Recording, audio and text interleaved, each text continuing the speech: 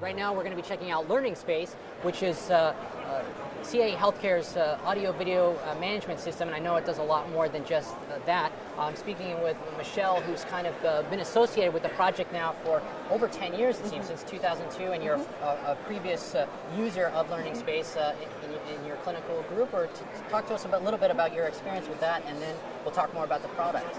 So I started off as a user from Eastern Virginia Medical School. I then became an educator and trainer for other users associated within the company. Now I'm the Director of Business Solutions, responsible for the LearningSpace product. Everything from sales support to installation and training to customer support to engineering and development. Wow, so you're definitely the person to talk to I am. learn more about this. And yes. I have definitely heard some very good things from the community about LearningSpace as an AV management system in terms of engaging with that content. So great. I like to hear that. Could we take a little tour and check out what's going on with the platform itself? Absolutely. What we're looking at now is what's called the dashboard homepage. It's a very user-friendly interface. I'm logged in as an administrator. Most of your typical faculty members usually will see the recording, the video review, and reports. So it's a very user-specific or account-specific software. Login, membership, user privileges, all are taken into account essentially and are all set up at the very beginning.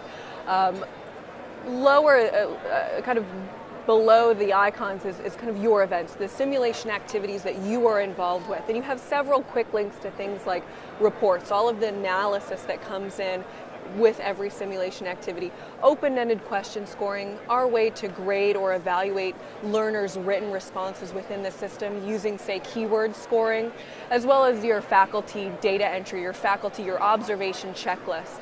So with the OEQS, is that something where we can provide for a pre-exam or some other type of, and is it online based where those learners could do it from online and then before showing up for the actual event? Exactly, okay. Exactly. And where we see that most frequently used is after a learner goes through a simulation, they might go to a computer station and they might be asked several short answer style questions. They then type in, perhaps a patient note or information about the patient. We then can grade that using keywords for a kind of a semi-automatic way of scoring. Faculty then goes in, takes a look at what the learner has written, takes a look at the recommended score, approves, maybe make some changes, write some comments, etc. Sure. So can we take a tour of just some of the spaces? Absolutely. I would say the most exciting piece of it would be the AV capture. So I'm going to click on the record button here. And recording is going to take me to what's called the center overview screen. And this is going to be all of my various LearningSpace rooms, if you will. And a room can be 4 walls, a room can be a virtual room. So here, it's, of course, at the CAE booth, it's one space. So we've decided that HPS is going to be its own room, Biomedics is going to be its own room, Caesar is going to be its own room, etc. Okay, right, and I see those cameras right up there. We have several different camera types, ceiling-mounted cameras, wall-mounted cameras, high-definition cameras, and we really ensure that when we're looking at floor plans with potential users, that we go through each room and we really determine the needs analysis of that room. Can I ask quickly right there, how many camera feeds could you have hypothetically at one time? Up to 5 cameras per room. Okay, per room. And so is that per the system here, so 5 cameras at a time per these virtual rooms. That's exactly right, Lance. And you could have multiple virtual rooms then, or okay, very good. So if we were to say click on HPS here, well, before I actually go further into the room, let's quickly talk about the center overview screen and what you can do just from this web page. At the bottom left-hand corner, we have a film reel. When we click on that, that's going to be our record control. We're able to start and stop the recordings for all rooms on this tab, all rooms on all tabs, or specific rooms. So if I wanted to start recording the HPS room, I simply click Start Recording. This is on the fly. I don't necessarily need a simulation event, a case or scenario, or a learner. I can simply select the room I want to record, and it starts recording. Okay. Also from the center overview screen, you can use what we call the digital intercom control. And this allows us to send messages, whether they're push-to-talk, walkie-talkie type messages, or play pre-recorded messages to, say, computers in these rooms. It's all over computers. You don't necessarily need the installed PA systems. I see. So that would give us the opportunity to maybe start or stop exams based off of a protocol that we'd already developed, or engage with the process in a more system-wide level. Exactly, Okay. exactly. And what we're doing now is very on the fly. It's very manual. We click start, we click stop, we push to talk, we play pre-recorded messages. But you can also tie this into the scheduling functionality, and that's where the center management piece comes in. If I wanted to schedule recording to start at 8 a.m. and at 8 a.m. I wanted to play Learners You Might Begin to all the computers, I could do that for those automated assessments or exams. Sure. Also from this screen, I can pan, tilt, zoom any of the cameras. Wow. Just right there from within the control without having to need any joystick or additional buttons. It's just kind of a drag and drop. Exactly, exactly. Now, I want to be fair to what we're seeing here. I'm noticing that it is slightly choppy, but I believe that's probably because we're in an exhibit hall network, and so we're not maybe seeing the highest frame rate possible, but that's because we're not looking at a networked system with a hardline network. Exactly. Okay. Exactly. So with the pan, tilt, zoom, we have this joystick functionality. We have the ability to control it, perhaps say more manually. Sure. You also have preset camera positions that you can define that easily allows you to reset the cameras after every simulation. So you select where you want to go, and it automatically takes you there. Exactly. And that helps really a lot if you, for example, know that you're going to be seeing a med cart on a regular basis, and so that between the patient side bed, and it makes it more efficient. All those things start adding up for simulation, technicians or clinicians who are trying to watch the simulation while control it and move quickly and more faster around the screen and the environment. Exactly, exactly. So what we're now looking at is if we were to go into more of a single room view, so we're looking at a single room, we're looking at a CAE healthcare mannequin or simulator, all of the waveform, trend chart, event logs, that's seamlessly integrated, seamlessly pulled in. We're seeing it in real time. Yes. We can hover our mouse over, say, the trend chart and see the numeric readings.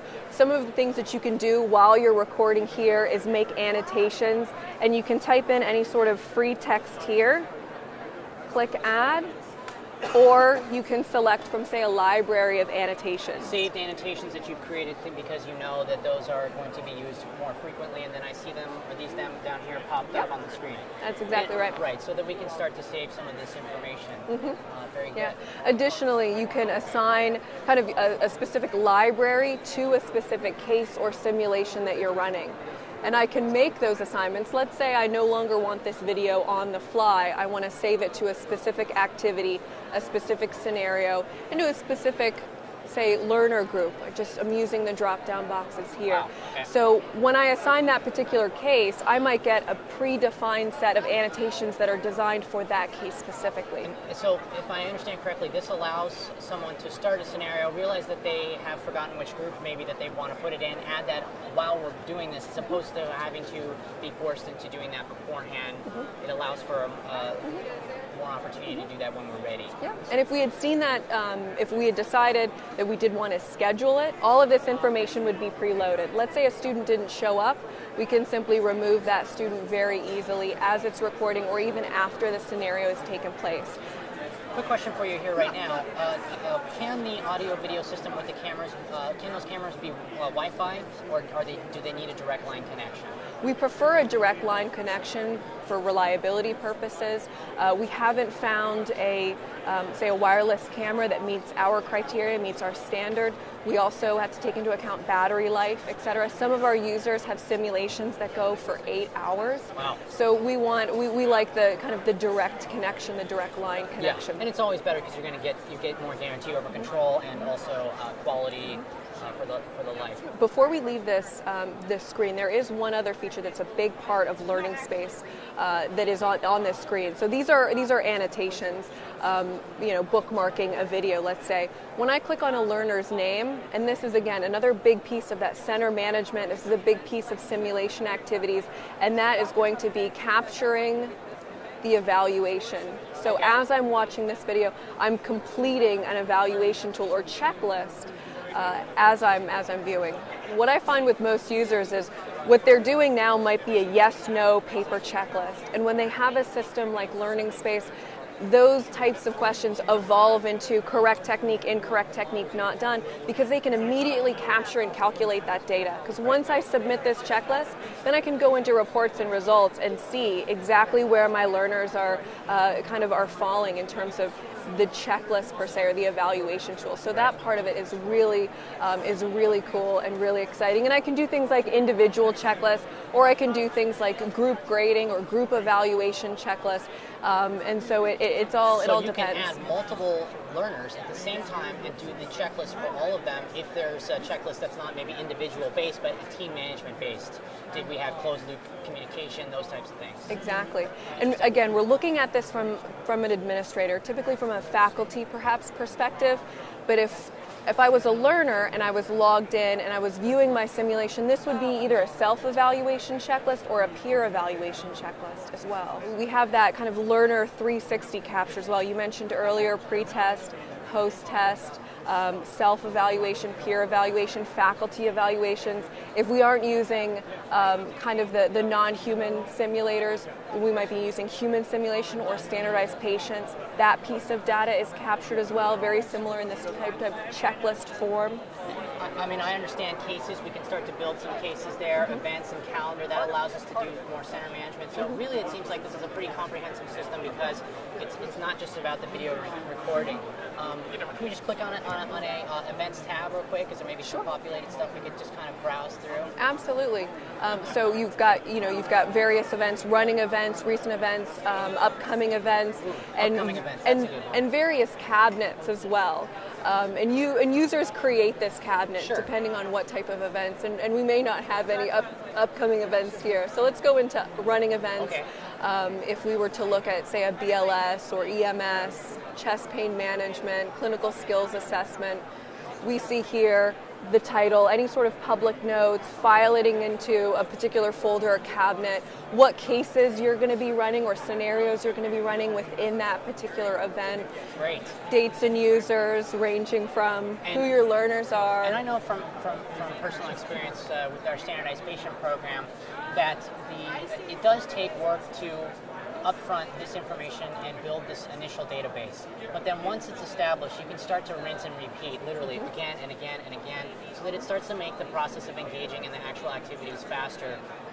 And that's like with anything with programming mannequins or similar work within, it's about that kind of repetitive, even automation at that point when we're just filling in those details. Exactly. In events, as you mentioned, they can be copied and reused time after time. I'm sorry. No, that's fine. We can actually send emails out to participants that we've added and let them know about specifics of the event and maybe quizzes or other types of things that they need to do before they actually show up. Exactly. And there are two types of emails that we generally send. Event-related emails that you had mentioned. Here are the resources you might need. Bring your stethoscope. Here's the dress code, etc. And then there's scheduling emails. You are confirmed for this particular date. Or please select of these sessions. Please select your preferred choice, first choice, second choice, third choice. So two types of emails that we can send. We also use this to send out reports. And I'm seeing this right now. This says 8 weeks after. So if we program this ahead of time, will it automatically send those emails out for us? It will. Once I click this ready to send button, when this date occurs, then it will automatically send those emails. Great. Okay, good. So again, we could do all of this in one sit down and then rinse and repeat for the next 10 times that we do that, change the dates, maybe edit some minor details, but then that way it continues to go. Once you've recorded all this content, you've debriefed it, obviously all of the information that we saw there is helpful in your reporting system, which allows for kind of a review of individual learners, and I'm sure as a system-wide, all of the learners in a particular core or more. So can we spend some time taking a look at reports? Absolutely. So right from the dashboard homepage, I'm just going to click on reports. The reports is made up into the categories that you see listed above. So reports that will show you your entire group's performance, an individual learner's performance, and all of these reports can be provided to the learner via a link in an email that they receive. So depending on the simulation activity will depend on the type of feedback you want to give them. So in some cases you might want to share with them a grade report. Something perhaps like this. It shows them all the various scenarios that they've been involved in. At the bottom they might see the performance category, their description, etc. or the simulation activity might be more formative, might be slightly more teaching practice based, and you might want to give them, say, an educational prescription. And you can see the difference in the reports. You can write your introductions. You can also provide, say, scores or results, but you get a little bit more textual feedback as well. Here are the items that you missed. Here's what you were above and below average for compared to your class or compared to the group of learners that have taken this exam. Finally, at the very bottom, faculty observers, they can write these personal evaluation summaries. So again, this is for the more formative exercises versus a grade report that's for summative exams, OSCEs, assessments, etc. Right. And then you have reports for those of us that actually run the simulation activity. So if you use standardized patients, looking at a faculty performance review, if you want to create an event snapshot, you can choose the reports that you want. And finally, exporting the data is a big piece of it too. Many of our institutions do further analysis or upload the data that they pull from LearningSpace into other statistical analysis programs. And so with LearningSpace, you own your data and that you can do pretty much whatever you want with it. Sure. And so is there a way to visualize the reports and the data through them, or is it only an export in terms of maybe those types of data exports? Is there a way that can we see how it pops up for maybe a group of Absolutely. clients? I'll show you maybe two of the more popular reports, one of which is the case item analysis. Being able to see each item, being able to see the number of learners that responded in that way or received credit for that particular answer, the percentage, a column for average, standard deviation. You get to see, of course, each section as it's broken out. And I would assume that we can build these so we know what we're tracking, and then it gives us the types of reports and items that we need. And I'm sure that's also helpful for administrators to tracking utilization, because we can get usage hours out of the system, which then would reflect what our simulation program is doing. And that's actually a functionality that's going to be available to our users in the upcoming release. Okay. One of the things I can tell you as a former user is that LearningSpace is a very user-driven software. We go through about 3 to 4 releases per year. And they're all user-driven requests. We look at our users as subject matter experts. They tell us what they want, what they need, and we then engineer, we build it into the software. So that software is continually being worked on and improved, and I'm assuming that those updates come free, or how does that work in terms of... It's a part of the annual service and support maintenance. Okay, great. So there's a plan there that enables you to continue to get updates as we're moving forward. Yeah, well, exactly. I think that we've really only touched on LearningSpace. There's several other categories and information. Definitely a lot of great resources available to you through this system. One question I do have before finishing off is, I know some simulation centers and programs are using different mannequins from other vendors and brands. Does it allow... The cameras seem to be somewhat independent, but does it allow for log file exports of other mannequin brands from other vendors? Absolutely. It does, okay. Because that's something that I think we, along with other companies, understand, that simulation centers are comprised of several different products, because no one company makes, say, everything. CAE, I think, comes pretty close, but sure. But it's certainly understandable, and so LearningSpace does work to integrate your other products as well. So it's a system that can be brought into an existing simulation program and expand the capabilities within whatever the needs are within those specifications. Well, thank you so much, and I'm sure we can learn more at CAE. What's the website now for CAEhealthcare.com. CAEhealthcare.com and LearningSpace. Well, and I LearningSpace. really appreciate it, Michelle. Thanks for talking. Thanks so much, today. Lance. I appreciate it. Take care.